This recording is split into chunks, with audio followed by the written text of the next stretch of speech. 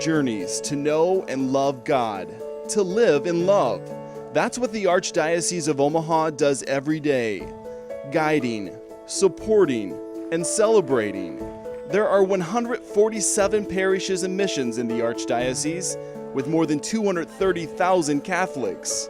Together, we are following the call of Jesus to be his disciples. But there's a second part of that call. As he calls us to be with him and to enjoy the blessings of our faith, he also sends us out and invites us to share what we have received with others. One way to share is by supporting the Archbishop's annual appeal. It helps fund hundreds of programs, making a difference in the lives of thousands. Every Catholic in each corner of the Archdiocese is impacted by these offices and programs. One of those programs targets college students. We know very often what happens after young people graduate from high school. They leave the home and then they leave the faith. So to keep the students engaged in their faith, the Archdiocese organizes special masses, Bible studies, and social events. And I think for me, it's just made me feel personally more a part of the Catholic community, because people do a lot of exploring in college. And I think, unfortunately, you can go two ways in your exploring. You can go deeper or you can go away, and it's so much easier to go away. The church is saying, here you belong, and here you stay, because it gives you life, and a joyful life. Your contribution to the annual appeal also goes to the 73 schools throughout the Archdiocese. Catholic education ensures our faith is passed on from generation to generation. Because it brings religion into all of the aspects of life, and you're not just teaching religion as a sort of separate, isolated component of your life, but you integrate it with all the experiences of students in school, integrate it with all the disciplines, all other activities. The schools rely on the annual appeal funds to pay for emergency needs and for tuition assistance. And we say that our Catholic Church is universal. Well, our Catholic school should be universal too, and we should be able to welcome any student into our building, regardless of their financial background. Behold him who takes away the sins of the world. Your generosity also provides support for our priests, active and retired.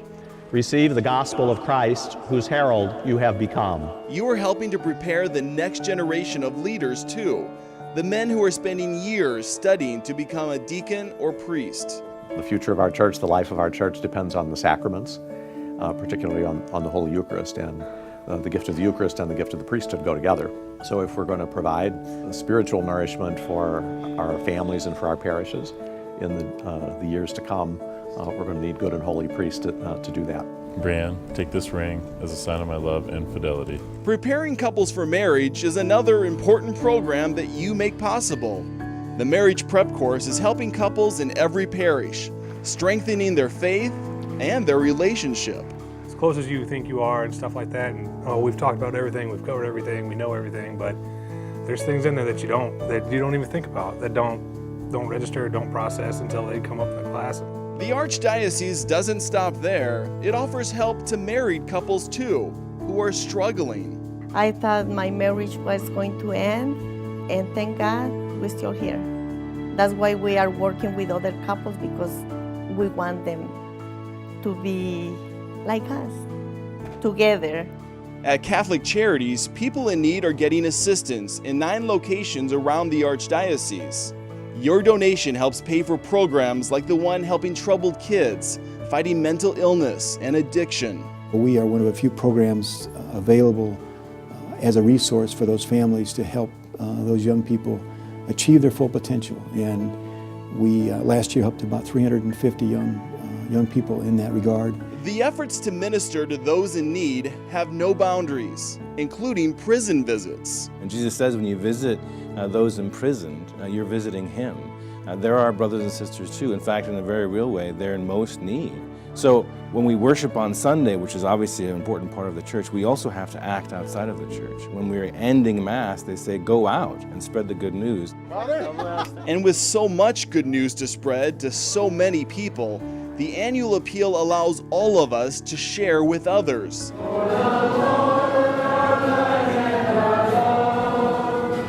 To live in love.